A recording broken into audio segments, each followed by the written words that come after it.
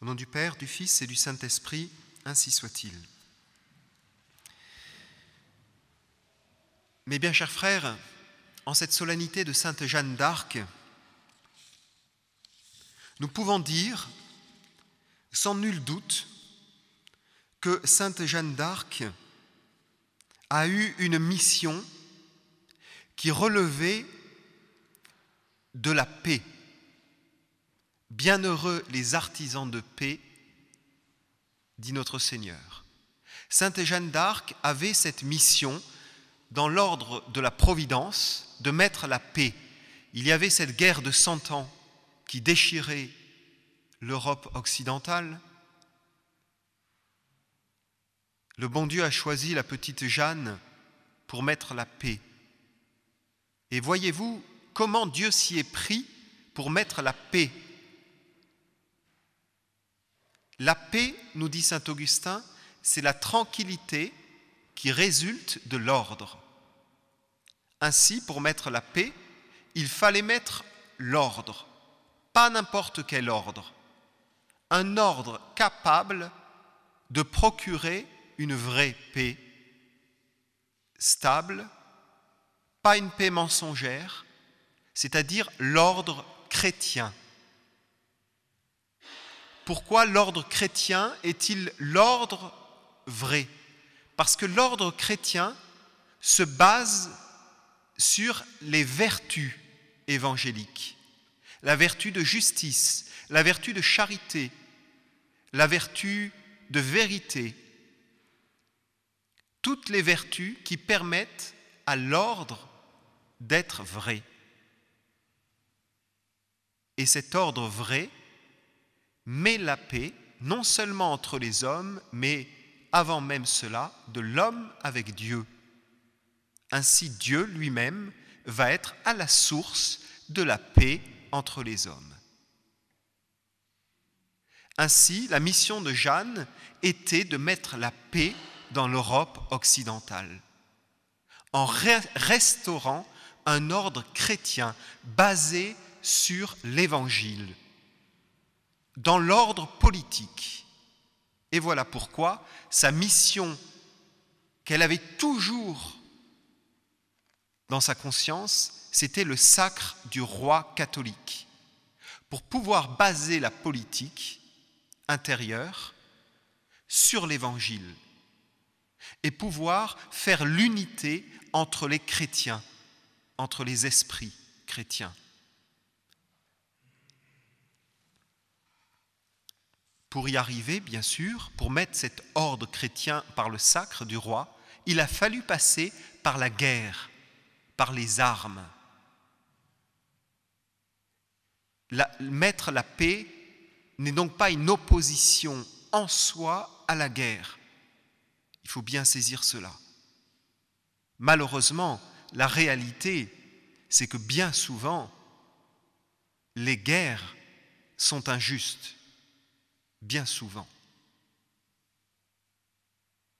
Alors, en comparaison, Sainte Jeanne d'Arc, c'était au XVe siècle, nous sommes maintenant aujourd'hui au XXIe siècle, et nous voyons, il suffit de lire les journaux, nous voyons qu'aujourd'hui, l'atmosphère de guerre est partout. La guerre elle-même fait des ravages à travers le monde. Et alors, en tant que chrétiens, nous nous posons la même question que Sainte Jeanne d'Arc. Comment faire pour mettre la paix ? Et je voudrais bien vous faire comprendre que pour pouvoir mettre la paix,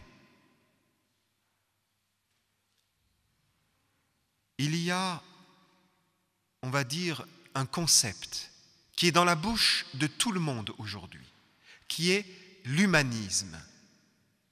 L'humanisme, c'est-à-dire l'amour de l'homme, l'amour de l'humanité.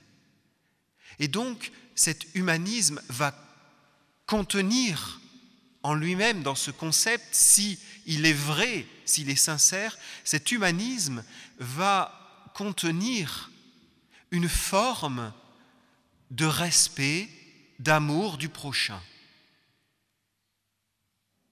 Mais évidemment, cet humanisme, il suffit d'écouter, de regarder les mouvements dans le monde aujourd'hui, cet humanisme, eh bien, est triple aujourd'hui. Il y a un humanisme catholique, vraiment catholique, qui va en fait mettre entre les hommes, dans les relations entre les hommes, qui va mettre l'exemple de Jésus-Christ et la grâce de Jésus-Christ, la charité. Et à la base de cette charité, la vérité. Ça, c'est l'humanisme catholique qui va surnaturaliser les relations entre les hommes. Vous connaissez bien cela, vous êtes chrétien. Et vous le voyez même dans votre vie familiale, à quel point c'est important. Si on reste à un niveau purement humain, il manque quelque chose. On n'arrivera pas à passer le cap d'une patience envers l'autre, d'une miséricorde peut-être, ou d'une force, ou d'une charité. Cet humanisme catholique va donc mettre la personne du Christ Jésus à la base de toutes nos relations sociales et de l'ordre social. Le Christ Jésus va être celui qui va nous enseigner par son évangile et par son exemple personnel et l'exemple qu'il a inculqué dans les saints, qui va nous montrer la mise en pratique de l'ordre chrétien.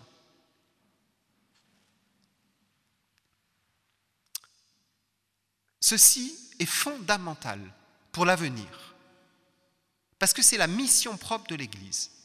Je voudrais pour cela vous citer le pape Pie XII. Vous savez que le pape Pie XII, c'est le pape de la guerre, de la Seconde Guerre mondiale. C'est le pape qui a vu l'Europe s'entre-déchirer, le monde entier s'entre-déchirer. Donc on peut appeler le pape Pie XII le pape de la paix. C'est lui qui a le plus parlé sur la paix, sur les moyens concrets pour essayer de faire en sorte que l'Europe arrête de s'entre-déchirer.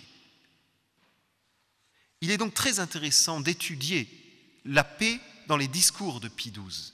Et je voudrais vous le citer. Et vous verrez qu'il n'y a pas de solution miracle, mais il nous dit ce qu'est cet humanisme catholique.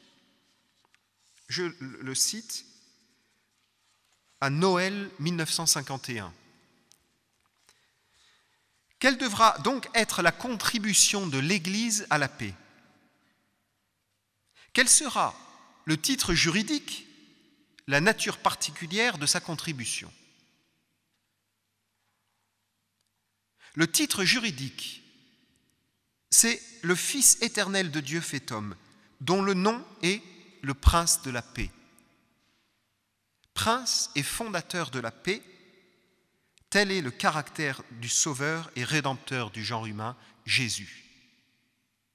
Sa haute et divine mission est d'établir la paix entre chacun des hommes et Dieu, puis entre les hommes eux-mêmes et entre les peuples. Mais Jésus, le Sauveur divin, est aussi le chef invisible de l'Église. Voilà pourquoi la mission de paix qui appartient à Jésus continue à subsister et à valoir dans l'Église. Nous voyons donc la nécessité de déclarer: le monde actuel est bien éloigné de l'ordre voulu par Dieu dans le Christ, ordre qui garantit une paix réelle et durable. Le regard sur le monde d'aujourd'hui convaincra tout observateur impartial que le nœud du problème de la paix est aujourd'hui d'ordre spirituel, qu'il est une déficience spirituelle. Parce que, aujourd'hui, le profond sens chrétien manque trop dans le monde. Et les vrais et parfaits chrétiens sont trop rares. C'est ainsi que les hommes eux-mêmes mettent obstacle à la réalisation de l'ordre voulu par Dieu. Vous avez là un principe très clair. Jésus-Christ est celui qui a mission propre sur terre d'apporter la paix. Cette mission est transmise à l'Église. Comment mettre la paix? Comment l'Église met-elle la paix? En instituant un ordre chrétien basé sur l'Évangile. Or, aujourd'hui, dit-il, les États chrétiens ou pseudo-chrétiens se sont complètement éloignés de cet ordre. Ensuite, le pape Pie XII met en garde contre la fausse paix, une apparence de paix, qui, refusant la source de la paix, ne peut l'obtenir, se condamne à ne jamais exister. Je le cite. « Ce monde ne parle que de paix, mais il n'a pas de paix. Il revendique pour lui-même tous les titres juridiques possibles et impossibles pour établir la paix. Vous savez, c'est l'ONU, c'est l'UNESCO, c'est tous les organismes internationaux qui veulent établir la paix. Mais, continue le pape, ce monde ne connaît ou ne reconnaît pas la mission pacificatrice qui vient directement de Dieu, la mission de paix de l'autorité religieuse de l'Église. Et alors, vous voyez, Pie XII en vient maintenant à la conséquence concrète. Si on enlève à l'autorité religieuse de l'Église ce qui est présupposé pour son action efficace en faveur de la paix, on aggrave encore la condition tragique de ce monde. Malheureusement, dit-il, écoutez bien, la défection de la foi chrétienne pour beaucoup de chrétiens a poussé à cette faute presque intolérable d'enlever à l'Église sa mission pacificatrice. Et on dirait que Dieu a répondu à ce crime qui consiste à s'éloigner du Christ par le fléau d'une menace permanente pesant sur la paix. C'est prophétique, hein? Pie XII donc vient dire simplement, on peut avoir les meilleures intentions du monde, les meilleurs organismes internationaux et nationaux pour procurer la paix, les meilleures stratégies pour procurer la paix, si on ne prend pas la source unique capable de procurer la vraie paix en profondeur, le Christ et son Église, on se condamne à ne jamais obtenir cette paix. Vous voyez là les paroles d'un pape qui prêche la foi. Hein. Vous comprenez bien qu'un athée qui va écouter ça, il va dire « moi je ne suis pas d'accord ». C'est basé sur la foi, sur la reconnaissance de qui est vraiment Jésus et qu'est-ce qu'il a fait, qu'est-ce qu'il a enseigné. Pour être d'accord avec ce que dit le pape, il faut lire l'Évangile, il faut constater ce que Jésus a fait dans l'Évangile comme action et ce qu'il a enseigné. Mais si on lit vraiment l'Évangile en toute impartialité, on reconnaît que c'est vrai.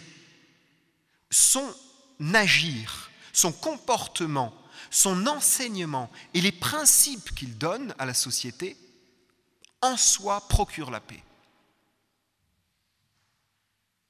Ça, mes bien chers frères, c'était l'humanisme catholique.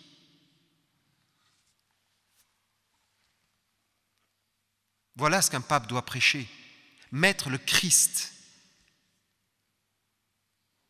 dans cette société. Le deuxième humanisme, c'est l'humanisme athée.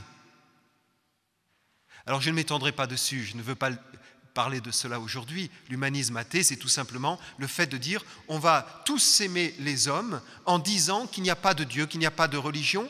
Et alors, du coup, ça va procurer la paix parce que les sources de la guerre, c'est la religion.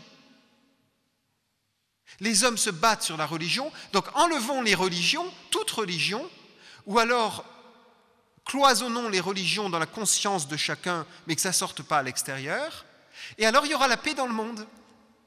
Bon, je ne m'étends pas là-dessus. Il suffit de simplement regarder les guerres. Moi, il me semble, personnellement, que bien sûr, il y a des causes religieuses, mais il me semble que les grandes guerres, je regarde la Première Guerre mondiale, la cause religieuse, je ne l'ai pas vue. La Seconde Guerre mondiale, la cause religieuse, je ne l'ai pas vue. Il me semble que les grandes guerres, même actuelles, c'est avant tout des guerres à cause du manque de vertu, des guerres économiques, bien souvent des guerres de rapaces. Je ne m'étends pas sur cet humanisme athée. Il y a une troisième forme nouvelle d'humanisme aujourd'hui, et malheureusement que notre pape prêche. C'est l'humanisme théocentré. Quelque chose qui n'existait pas, qui provient d'une nouvelle forme d'écuménisme. Qu'est-ce que c'est l'humanisme théocentré? C'est tout simplement de dire, nous allons fonder une entente entre les hommes, un humanisme, sur une base commune, c'est centré sur Dieu. Nous prenons tous les hommes qui veulent bien se centrer sur Dieu, quelles que soient nos religions. Et donc nous allons nous mettre avec les juifs, avec les musulmans, sunnites, chiites, toutes les religions qui veulent bien adorer un Dieu unique. Alors nous avons des points communs, nous allons nous prendre par la main pour se battre ensemble, pour mettre la paix sur notre foi, basée sur notre foi en un Dieu unique. Bon, ce problème-là est double. Premièrement, vous le voyez, en faisant ça, c'est de l'illusion. Pourquoi? Il ne suffit pas de dire on croit en un Dieu unique. On fait semblant. Je parle avec un musulman, il croit en Allah, moi je crois en la Trinité. Ce n'est pas secondaire. Vous voyez, vous ouvrez le Coran et vous verrez que ce n'est pas secondaire pour un musulman de dire Dieu n'est pas la Trinité. Donc ce n'est pas le même Dieu dans lequel on croit. On voudrait peut-être croire dans le même Dieu. On est peut-être tous sincères. Ce n'est pas la question. La question, c'est que ce Dieu-là, il a donné des ordres, il a donné un enseignement. Et concrètement, c'est ça qu'on suit. Un catholique ne va pas dire, parce que j'ai un humanisme théocentré, je suis d'accord avec les prescriptions coraniques. Le musulman va pas dire, parce que je suis avec un humanisme théocentré, on se serre les coudes entre croyants, donc je suis d'accord avec les prescriptions de l'Évangile. Dès qu'on entre dans la vie humaine, dans le détail, il y a opposition. Alors ça me paraît déjà une illusion au sens purement humain et politique. Mais le gros problème n'est pas là. Le gros problème, vous voyez, de cela, c'est que le pape, en faisant cela, il trahit son rôle. Il dit exactement l'opposé de ce que Pie XII nous enseignait et que tous les papes nous enseignaient. Le rôle du pape, s'il est vraiment amoureux de la paix, c'est précisément de montrer aux hommes la source de la paix, selon la vision catholique, puisque le pape, il me semble, est le chef de l'Église catholique. Donc ce qu'on attend de la bouche du pape, c'est qu'il nous transmette intégralement la vision catholique. Et la vision catholique sur la paix, c'est de dire, c'est le Christ qu'il faut prêcher. C'est le Christ qu'il faut prêcher. Or, notre pape François fait tout l'inverse. Rappelez-vous, Abu Dhabi, le 4 février 2019, il y a 2 ans, il a signé ce fameux document sur la fraternité universelle pour une coexistence commune. C'est théocentré. Il signe ce document avec le grand imam d'Al-Azhar, At-Tayyib, chef des sunnites, d'une grande partie des sunnites. C'est théocentré. Il se base en disant « Nous, croyant en Dieu, voilà ce que nous voulons ». dans ce document, il n'y a pas une seule fois ni le nom du Christ, ni le nom de Jésus, mais même pas le concept de Jésus. Il a exclu de ce document absolument tout ce qui relève de l'enseignement du Christ.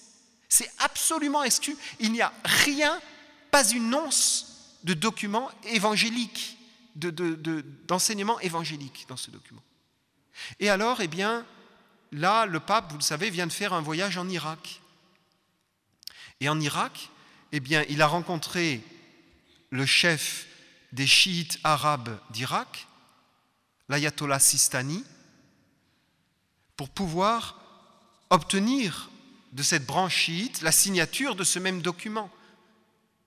Et il a eu un grand revers, puisque l'ayatollah Sistani lui a répondu « Non, je ne signerai pas un document tel qui est basé sur l'ambiguïté. »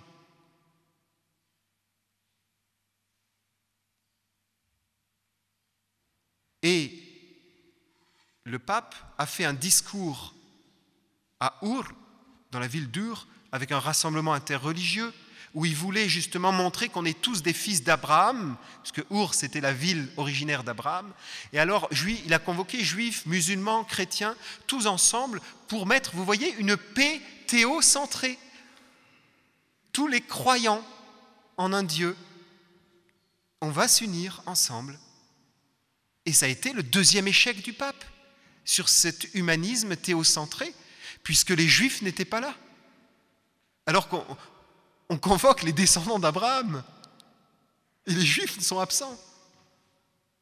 Pour dire que c'est dès le départ, dans l'œuf, cette nouvelle théorie du pape est vouée à l'échec. Dans ce rassemblement à Our en Chaldée, le pape a fait un discours en tant que chef de l'Église catholique, dans un rassemblement interreligieux. Le pape, on attend, même les autres musulmans qui étaient là, on attend, que veut nous dire le chef de l'Église catholique? Eh bien, dans son discours, pas une seule fois, le pape n'a parlé du Christ, n'a parlé de Jésus. Pas une seule fois, il n'y a rien de catholique dans ce discours. Mais c'est voulu de la part du pape, vous comprenez? C'est parce que c'est le moyen qu'il choisit. C'est une stratégie en disant on exclut l'humanisme catholique, donc on exclut le Christ, pour essayer de faire un nouvel humanisme, une entente basée sur la fausseté. Et ensuite, le pape a fait une prière des enfants d'Abraham. Exactement la même chose. Dans cette prière, il n'y a rien de catholique, rien. Donc, volontairement, le pape, par un souci de paix, il exclut le remède pour la paix, qui est précisément l'ordre chrétien et l'évangile, l'enseignement de Jésus. Donc, il faut bien se rendre compte, mes bien chers frères, où on en est aujourd'hui. Et c'est intéressant tout cela, parce que ça nous montre le fond du problème. Il y a un manque de foi dans Jésus-Christ, dans la puissance du Christ. Soit on croit que Jésus est vraiment le Fils de Dieu, mais le croyons-nous?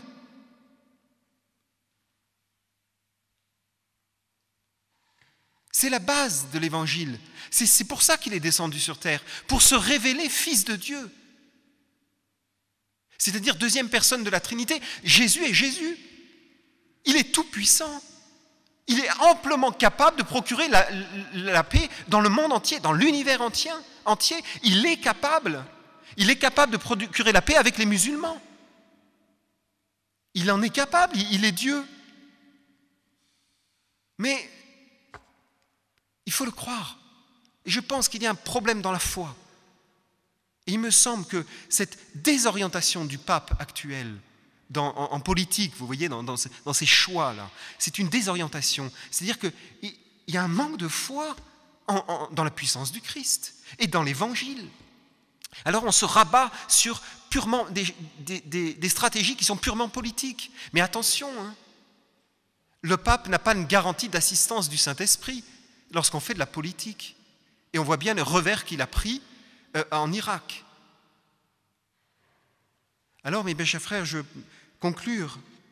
Il faut retourner à cet enseignement du Christ. Et Sainte Jeanne d'Arc, c'est ce qu'elle a fait. C'est ce qu'elle a fait. Sa mission de Sainte Jeanne d'Arc, c'était de remettre le Christ à sa place dans la politique et dans notre civilisation. Elle n'était pas prêtre, elle n'était pas pape. C'était une simple bergère. Et si elle a choisi de soutenir le roi de France pour son sacre, elle lui a dit après pourquoi. Elle lui a dit « Messire, le royaume de France n'est pas à vous. Vous êtes seulement le vicaire du vrai roi de France qui est Jésus-Christ. » Elle n'a pas dit qui est Dieu, qui est un Dieu, qui est Jésus-Christ. Donc elle a tout fait, Sainte Jeanne d'Arc. Et c'est sa sagesse. Elle a tout fait pour remettre le Christ à sa place, à la base de la société chrétienne, afin que l'Évangile puisse infuser la société chrétienne dans toutes ses strates. C'est ça, mes bien chers frères, ce que nous attendons aujourd'hui des chrétiens, de ceux qui peuvent s'engager en politique et spécialement des prédicateurs et avant tout du pape. C'est qu'on revienne à la véritable foi catholique là-dessus. Alors prions bien Sainte Jeanne d'Arc, mes bien chers frères, afin qu'elle suscite, avant de susciter, vous voyez, des hommes capables de relever la société, qu'elle suscite chez tous et chacun des catholiques la foi profonde en Jésus-Christ. S'il est vraiment le Fils de Dieu, il faut suivre son évangile, il faut suivre son enseignement, car dans cet évangile se trouve toute la solution à la paix. Bienheureux les artisans de paix, le royaume des cieux est à eux. Au nom du Père, du Fils et du Saint-Esprit, ainsi soit-il.